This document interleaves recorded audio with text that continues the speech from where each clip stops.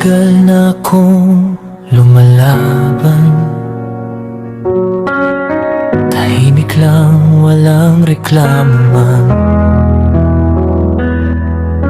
Ngiti sa labas, pagod sa loob. Sa gabi lang umiiyak kay God.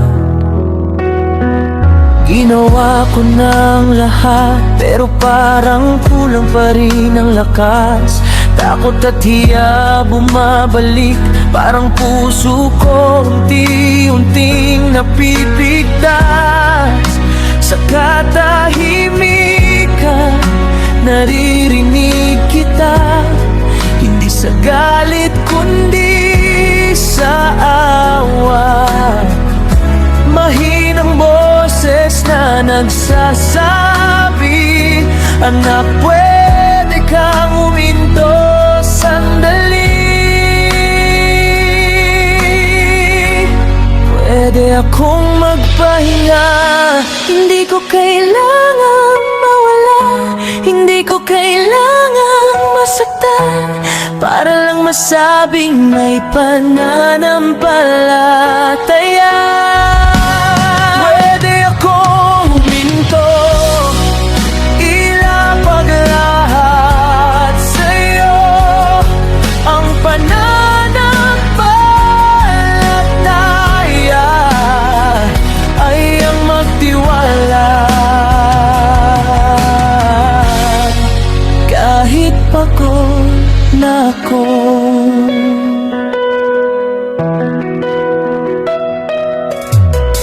may mga bagay na nawala, di ko na maibalik pa. Pangarap na tahimik na nasira, at utang na hindi ko na makita ang dulo niya.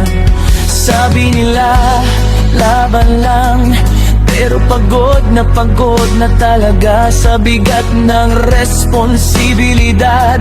Ako rin pala, napapagod na kapag wala na akong lakas at sagot ay wala pa rin. Hindi mo ako tinatanong kung kaya, sinasabi mo lang, anak, lapit ka sa'kin. Pwede akong magpahinga, hindi ko kailangang mawala, hindi ko kailangang patunayan na malakas ako palagi sa harap nila.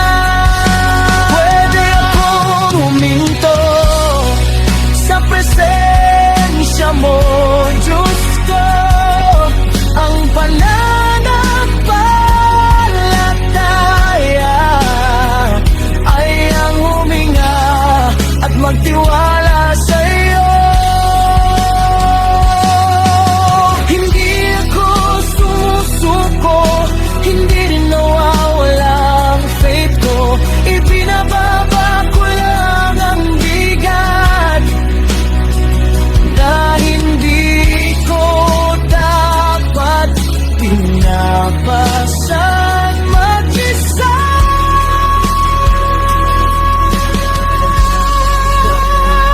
Pagpahinga sa pag-ibig mong tapat, hindi ko kailangang patunayan mahal mo ako kahit basa. Pwede akong magtiwala kahit ngayon, kahit pagod, ang pananampalataya ay ang sabihin, Diyos, di ko na kaya mag-isa.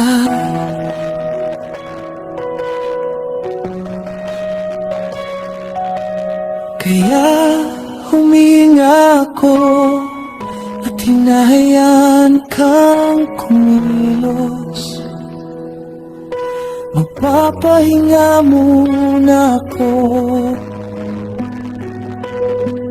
nasa'yo na po lahat.